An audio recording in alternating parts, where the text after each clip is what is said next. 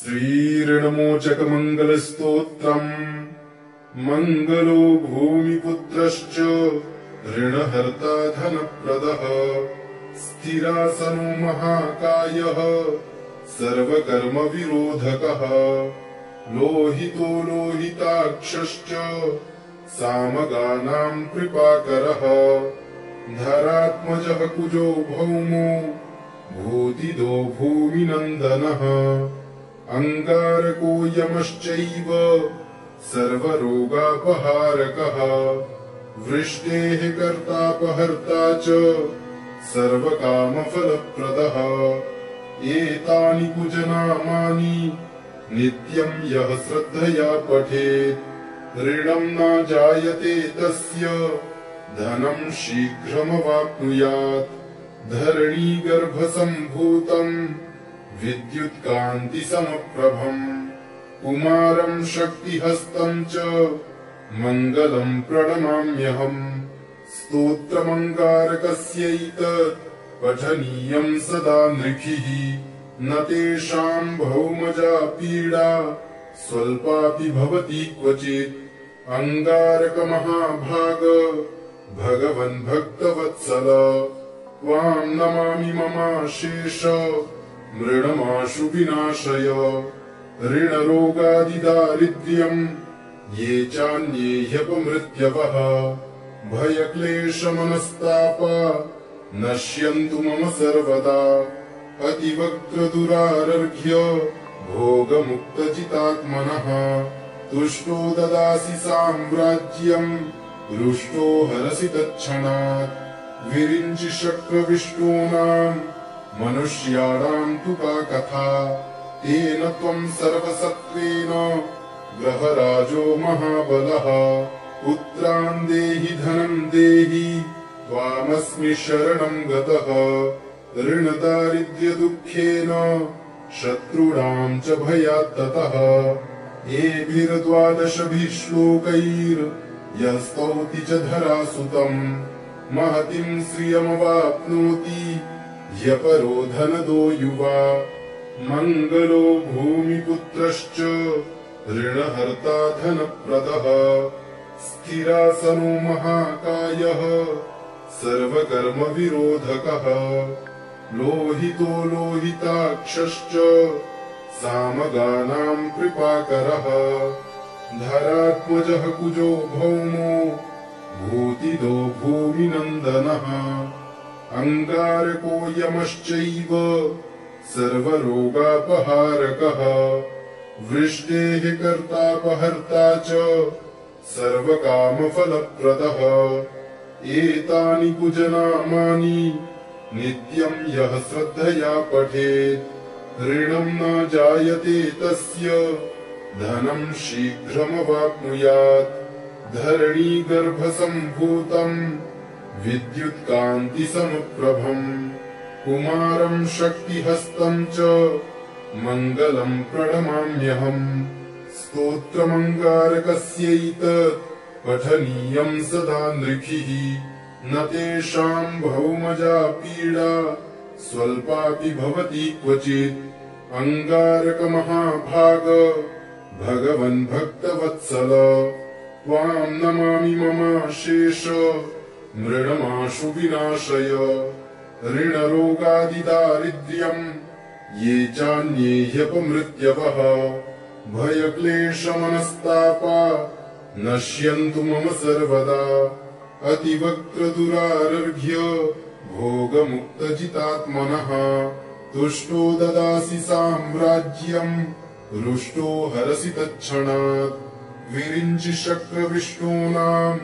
मनुष्याणाम् तु का कथा तेन त्वम् सर्वसत्त्वेन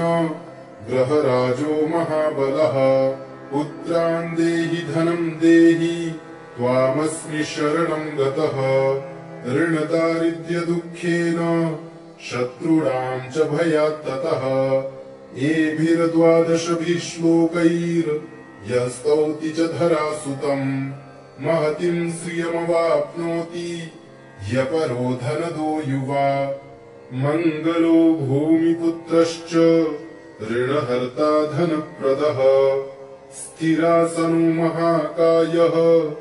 सर्वकर्मविरोधकः लोहितो लोहिताक्षश्च सामगानां कृपाकरः धरात्मजः कुजो भौमो भूतिदो भूमिनन्दनः अङ्गारको यमश्चैव सर्वरोगापहारकः वृष्टेः कर्तापहर्ता च सर्वकामफलप्रदः एतानि कुजनामानि नित्यं यः श्रद्धया पठेत् ऋणं न जायते तस्य धनं शीघ्रमवाप्नुयात् धरणीगर्भसम्भूतं विद्युत्कान्तिसमप्रभम् कुमारं शक्तिहस्तं च मङ्गलं प्रणमाम्यहम् स्तोत्रमङ्गारकस्यैतत् पठनीयं सदा नृभिः न तेषां भौमजा पीडा स्वल्पापि भवति क्वचित् अङ्गारकमहाभाग भगवन् भक्तवत्सल त्वां नमामि ममाशेष मृणमाशु विनाशय ऋणरोगादिदारिद्र्यम् ये चान्ये ह्यपमृत्यवः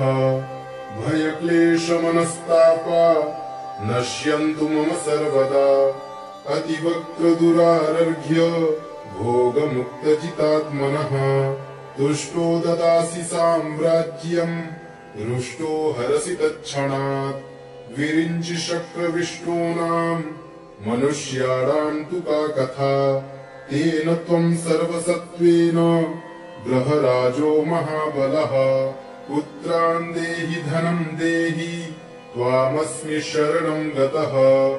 ऋणदारिद्र्यदुःखेन शत्रूणां च भयात् ततः एभिर्द्वादशभिः श्लोकैर्यः स्तौति च धरासुतम् महतीं श्रियमवाप्नोति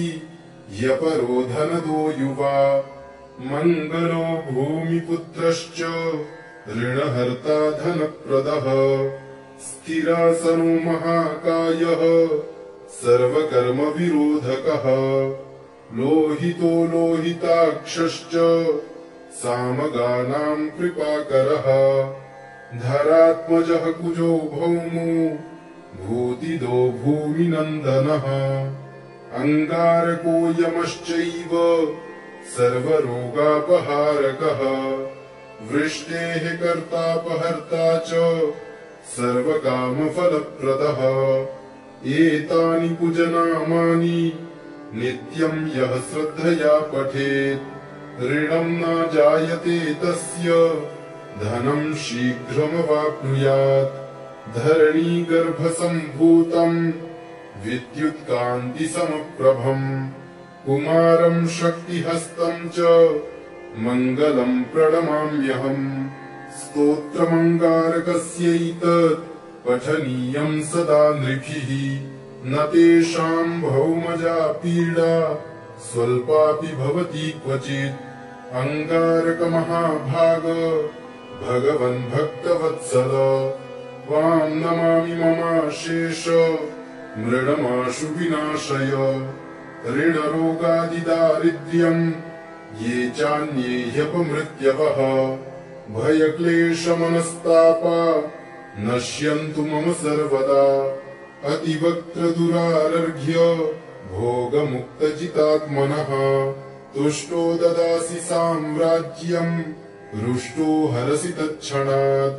विरिञ्चि शक्रविष्टूनाम् मनुष्याणां तु का कथा तेन त्वं सर्वसत्त्वेन ग्रहराजो महाबलः पुत्रान् देहि धनं देहि त्वामस्मि शरणं गतः ऋणदारिद्र्यदुःखेन शत्रूणां च भयात् ततः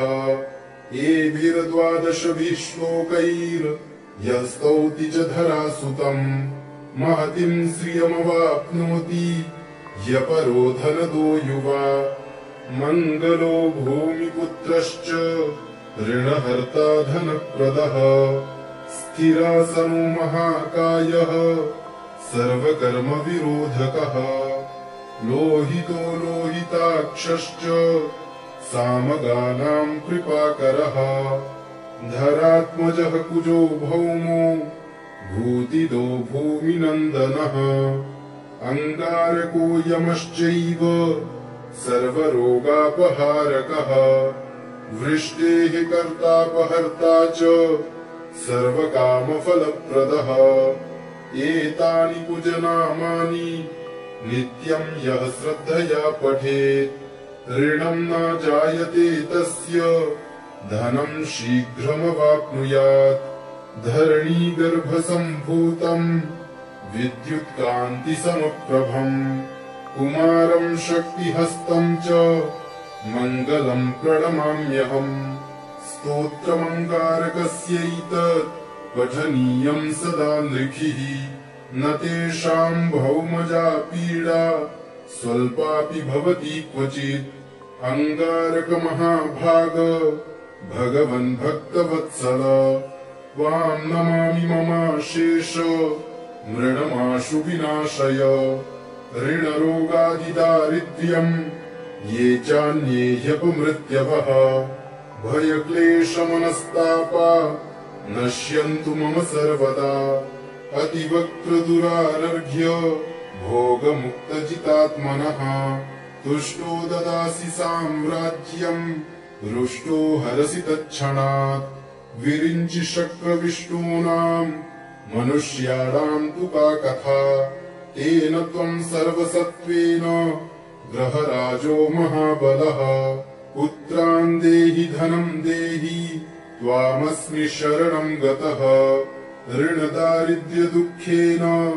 शत्रूणाम् च भयात् ततः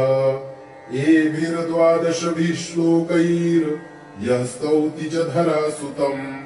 महतीं श्रियमवाप्नोति ह्यपरो धनदो युवा मङ्गलो भूमिपुत्रश्च ऋणहर्ता धनप्रदः स्थिरासनो महाकायः सर्वकर्मविरोधकः लोहितो लोहिताक्षश्च सामगानां कृपाकरः धरात्मजः कुजो भौमो भूतिदो भूमिनन्दनः अङ्गारको यमश्चैव सर्वरोगापहारकः वृष्टेः कर्तापहर्ता च सर्वकामफलप्रदः एतानि कुजनामानि नित्यं यः श्रद्धया पठेत्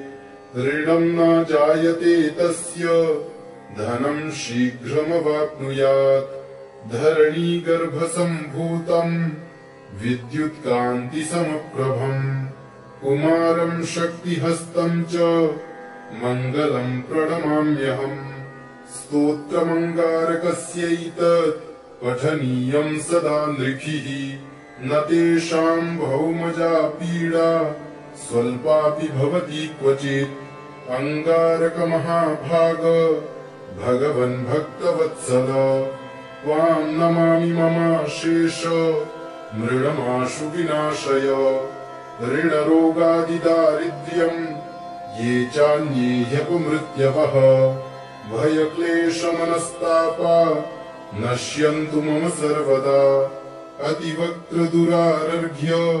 भोगमुक्तजितात्मनः तुष्टो ददासि साम्राज्यम् रुष्टो हरसि तत्क्षणात् विरिञ्चि शक्रविष्णूनाम् मनुष्याणाम् तु का कथा तेन त्वम् सर्वसत्त्वेन ग्रहराजो महाबलः पुत्रान् देहि धनम् देहि त्वामस्मि शरणम् गतः ऋणदारिद्र्यदुःखेन शत्रूणाम् च भयात् ततः एभिर्द्वादशभिः श्लोकैर्यः स्तौति च धरासुतम् महतीं श्रियमवाप्नोति ह्यपरो धनदो युवा मङ्गलो भूमिपुत्रश्च ऋणहर्ता धनप्रदः स्थिरासनो महाकायः सर्वकर्मविरोधकः लोहितो लोहिताक्षश्च सामगानां कृपाकरः धरात्मजः कुजो भौमो भूतिदो भूमिनन्दनः अंगारको यमश्चैव सर्वरोगापहारकः वृष्टेः कर्तापहर्ता च सर्वकामफलप्रदः एतानि कुजनामानि नित्यं यः श्रद्धया पठेत् ऋणं न जायते तस्य धनं शीघ्रमवाप्नुयात् धरणीगर्भसम्भूतम् विद्युत्कान्तिसमप्रभम् कुमारं शक्तिहस्तं च मङ्गलं प्रणमाम्यहम् स्तोत्रमङ्गारकस्यैतत् पठनीयं सदा नृभिः न तेषां भौमजा पीडा स्वल्पापि भवति क्वचित् अंगारकमहाभाग भगवन् भक्तवत्सल त्वां नमामि ममाशेष मृडमाशु विनाशय ऋणरोगादिदारिद्र्यम् ये चान्ये ह्यपमृत्यवः भयक्लेशमनस्तापा नश्यन्तु मम सर्वदा अतिवक्त्रदुरारर्घ्य भोगमुक्तजितात्मनः तुष्टो ददासि साम्राज्यम् रुष्टो हरसि तत्क्षणात् विरिञ्चि शक्रविष्णूनाम् मनुष्याणाम् तु का कथा तेन त्वम् सर्वसत्त्वेन ग्रहराजो महाबलः पुत्रान् देहि धनं देहि त्वामस्मि शरणं गतः ऋणदारिद्र्यदुःखेन शत्रूणाम् च भयात् ततः एभिर्द्वादशभिः श्लोकैर्यः स्तौति च धरासुतम् महतीं श्रियमवाप्नोति ह्यपरो धनदो युवा मङ्गलो भूमिपुत्रश्च ऋणहर्ता धनप्रदः स्थिरासनो महाकायः सर्वकर्मविरोधकः लोहितो लोहिताक्षश्च सामगानाम् कृपाकरः धरात्मजः कुजो भौमो भूतिदो भूमिनन्दनः अंगारको यमश्चैव सर्वरोगापहारकः वृष्टेः कर्तापहर्ता च सर्वकामफलप्रदः एतानि कुजनामानि नित्यं यः श्रद्धया पठेत् ऋणं न जायते तस्य धनं शीघ्रमवाप्नुयात् धरणीगर्भसम्भूतम्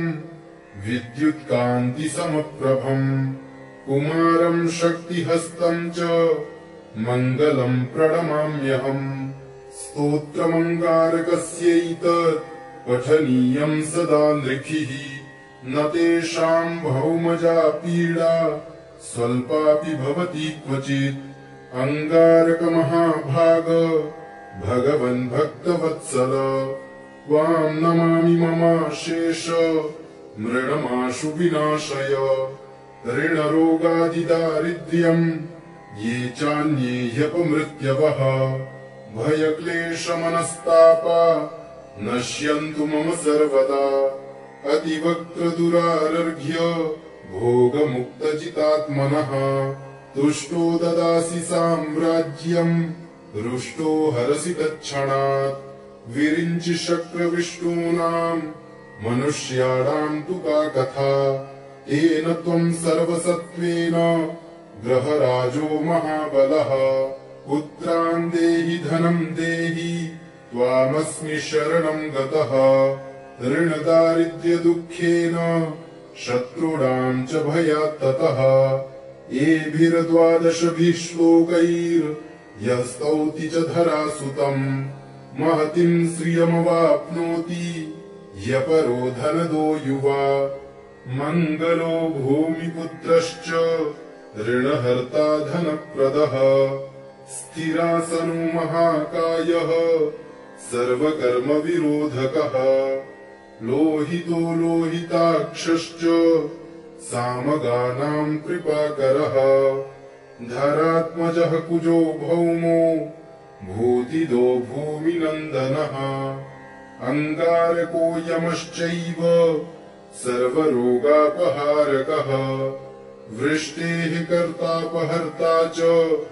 सर्वकामफलप्रदः एतानि कुजनामानि नित्यं यः श्रद्धया पठेत् ऋणं न जायते तस्य धनं शीघ्रमवाप्नुयात् धरणीगर्भसम्भूतम् विद्युत्कान्तिसमप्रभम् कुमारं शक्तिहस्तं च मङ्गलं प्रणमाम्यहम् स्तोत्रमङ्गारकस्यैतत् पठनीयं सदा नृभिः न तेषां भौमजा पीडा स्वल्पापि भवति क्वचित् अङ्गारकमहाभाग भगवन् भक्तवत्सल त्वां नमामि ममाशेष मृडमाशु विनाशय ऋणरोगादिदारिद्र्यम् ये चान्ये ह्यपमृत्यवः भयक्लेशमनस्तापा नश्यन्तु मम सर्वदा अतिवक्रदुरारर्घ्य भोगमुक्तजितात्मनः तुष्टो ददासि साम्राज्यम् रुष्टो हरसि तत्क्षणात् विरिञ्चि शक्रविष्टूनाम् मनुष्याणाम् तु का कथा तेन त्वम् सर्वसत्त्वेन ग्रहराजो महाबलः पुत्रान् देहि धनं देहि त्वामस्मि शरणं गतः ऋणदारिद्र्यदुःखेन शत्रूणां च भयात् ततः एभिर्द्वादशभिः श्लोकैर्यः स्तौति च धरासुतम् महतीं श्रियमवाप्नोति ह्यपरो धनदो युवा मङ्गलो भूमिपुत्रश्च ऋणहर्ता धनप्रदः स्थिरासनो महाकायः सर्वकर्मविरोधकः लोहितो लोहिताक्षश्च सामगानां कृपाकरः धरात्मजः कुजो भौमो भूतिदो भूमिनन्दनः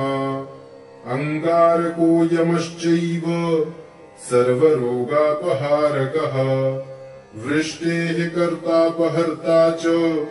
सर्वकामफलप्रदः एतानि कुजनामानि नित्यं यः श्रद्धया पठेत् ऋणं न जायते तस्य धनं शीघ्रमवाप्नुयात् धरणीगर्भसम्भूतम् विद्युत्कान्तिसमप्रभम् कुमारं शक्तिहस्तं च मङ्गलं प्रणमाम्यहम् स्तोत्रमङ्गारकस्यैतत् पठनीयं सदा नृभिः न तेषां भौमजा पीडा स्वल्पापि भवति क्वचित् अङ्गारकमहाभाग भगवन् भक्तवत्सल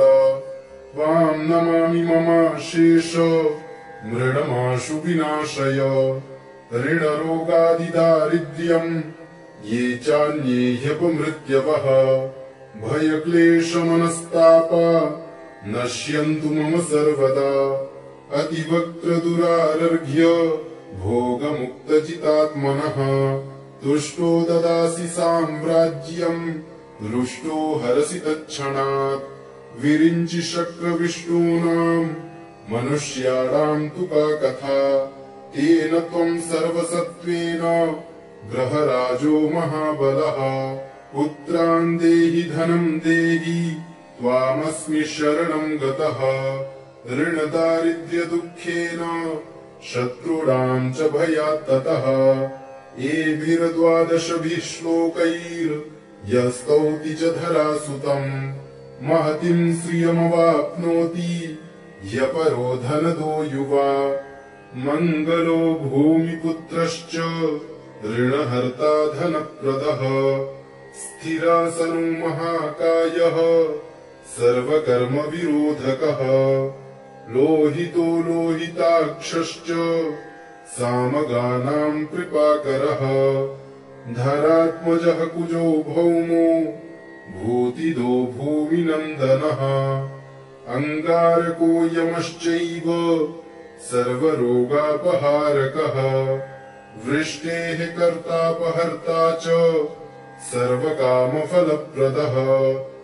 एतानि कुजनामानि नित्यं यः श्रद्धया पठेत् ऋणं न जायते तस्य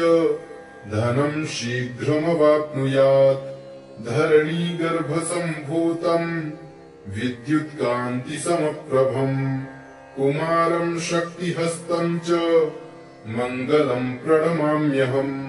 स्तोत्रमङ्गारकस्यैतत् पठनीयं सदा नृभिः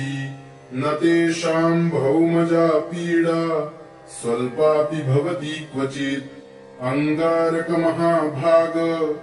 भगवन् भक्तवत्सल त्वां नमामि ममाशेष मृणमाशु विनाशय ऋणरोगादिदारिद्र्यम् ये चान्ये ह्यपमृत्यवः भयक्लेशमनस्तापा नश्यन्तु मम सर्वदा अतिवक्त्रदुरारर्घ्य भोगमुक्तजितात्मनः तुष्टो ददासि साम्राज्यम् रुष्टो हरसि तत्क्षणात् विरिञ्चि शक्रविष्टूनाम् मनुष्याणाम् तु का कथा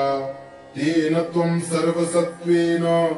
ग्रहराजो महाबलः पुत्रान् देहि धनम् देहि त्वामस्मि शरणम् गतः ऋणदारिद्र्यदुःखेन शत्रूणाम् च भयात् ततः एभिर्द्वादशभिः श्लोकैर्यः स्तौति च धरासुतम् महतीम् श्रियमवाप्नोति ह्यपरो धनदो युवा मङ्गलो भूमिपुत्रश्च ऋणहर्ता धनप्रदः स्थिरासनो महाकायः सर्वकर्मविरोधकः लोहितो लोहिताक्षश्च सामगानाम् कृपाकरः धरात्मजः कुजो भौमो भूतिदो भूमिनन्दनः अङ्गारको यमश्चैव सर्वरोगापहारकः वृष्टेः कर्तापहर्ता च सर्वकामफलप्रदः एतानि कुजनामानि नित्यम् यः श्रद्धया पठेत् ऋणम् न जायते तस्य धनम् शीघ्रमवाप्नुयात् धरणीगर्भसम्भूतम् विद्युत्कान्तिसमप्रभम् कुमारं शक्तिहस्तं च मङ्गलं प्रणमाम्यहम् स्तोत्रमङ्गारकस्यैतत् पठनीयं सदा नृभिः न तेषां भौमजा पीडा स्वल्पापि भवति क्वचित् अङ्गारकमहाभाग भगवन् भक्तवत्सल त्वां नमामि ममाशेष मृणमाशु विनाशय ऋणरोगादिदारिद्र्यम् ये चान्ये ह्यपमृत्यवः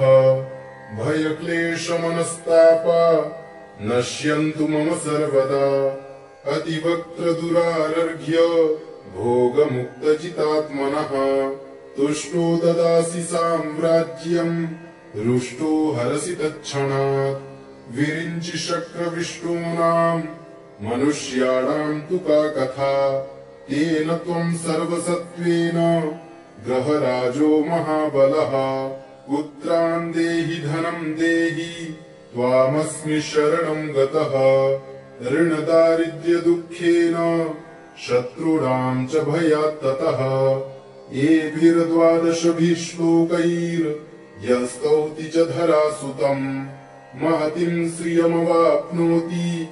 ह्यपरो धनदो युवा मङ्गलो भूमिपुत्रश्च ऋणहर्ता धनप्रदः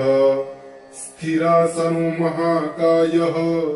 सर्वकर्मविरोधकः लोहितो लोहिताक्षश्च सामगानाम् कृपाकरः धरात्मजः कुजो भौमो भूतिदो भूमिनन्दनः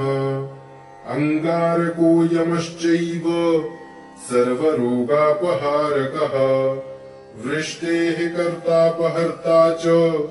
सर्वकामफलप्रदः एतानि कुजनामानि नित्यम् यः श्रद्धया पठेत् ऋणम् न जायते तस्य धनम् शीघ्रमवाप्नुयात् धरणीगर्भसम्भूतम् विद्युत्कान्तिसमप्रभम् कुमारम् शक्तिहस्तम् च मङ्गलम् प्रणमाम्यहम् स्तोत्रमङ्गारकस्यैतत् पठनीयम् सदा नृभिः न तेषाम् भौमजा पीडा स्वल्पापि भवति क्वचित् अङ्गारकमहाभाग भगवन् भक्तवत्सल त्वाम् नमामि ममाशेष मृडमाशु विनाशय ऋणरोगादिदारिद्र्यम् ये चान्ये ह्यपमृत्यवः भयक्लेशमनस्तापा नश्यन्तु मम सर्वदा अतिवक्त्रदुरारर्घ्य भोगमुक्तजितात्मनः तुष्टो ददासि साम्राज्यम् रुष्टो हरसि तत्क्षणात् विरिञ्चि शक्रविष्णूनाम् मनुष्याणाम् तु का कथा तेन त्वम् सर्वसत्त्वेन ग्रहराजो महाबलः पुत्रान् देहि धनम् देहि त्वामस्मि शरणम् गतः ऋणदारिद्र्यदुःखेन शत्रूणाम् च भयात् ततः एभिर्द्वादशभिः श्लोकैर्यः स्तौति च धरासुतम् महतीम् श्रियमवाप्नोति यपरो धनदो युवा इति श्रीऋणमोचनमङ्गलस्तोत्रम् सम्पूर्णम्।